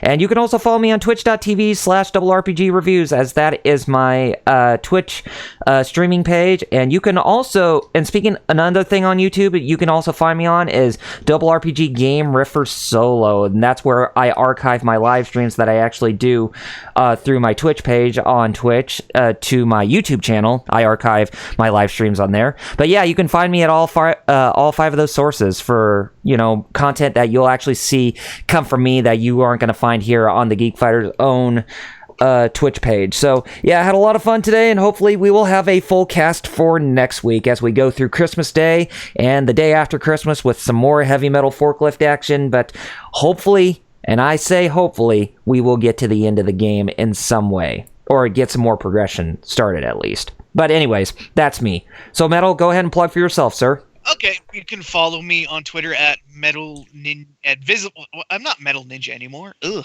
Just Visible Ninja. Yeah, follow me on Twitter at Visible Ninja 0. You can follow me on YouTube at Visible Ninja Dojo. I run a live streaming show Wednesdays at 9 p.m. Eastern, and we talk about, some great Japanese media we enjoy, namely mecha anime and tokusatsu series, which is a damn good time. And in fact, in our next episode, as of this recording, we're looking at some more episodes from the Hanna-Barbera Godzilla cartoon from the 1970s. With Godzuki. Oh, God. I hate Godzuki. But yeah, we're looking at a few more episodes of that, which should be fun times. And of course, don't forget to check out a site I'm part of, which is hero-club.com. which is a great place for superhero-centric news, as well as some reviews and other interesting articles. And of course, follow them on Twitter at HeroClub4Life. That's the number 4 life. And of course, twitch.tv/HeroClub, again, number 4 life. Okay, so since 16-Bit Jeff and Firecaust are not here, I'll go ahead and I'll give them a small plug. For most of 16-Bit Jeff stuff, you can follow him on twitter.com/16-Bit Jeff, as well as Facebook. No, not Facebook. I think it's mostly just twitter.com/16-Bit Jeff, as well as twitch.tv/16-Bit Jeff. He's not sure when he'll return to streaming because for God knows what, but hopefully he'll go back to that at some point. You can follow Kaus on Pixiv, as well as Ko-fi, and as well as other sources where he actually does his webcomics. And you can also follow him on facebook.com/fighterkaus, as well as twitter.com/fighterkaus, and where you can read up on his comics like New Courage and Mixtape and all that other good stuff. So be sure you follow him from the sources and like his content for more that you won't see from him anywhere else on those sites as well. And you can also follow him on twitch.tv/fightercast with his live streams whenever he'll get back to that as well, but hopefully he'll come back soon.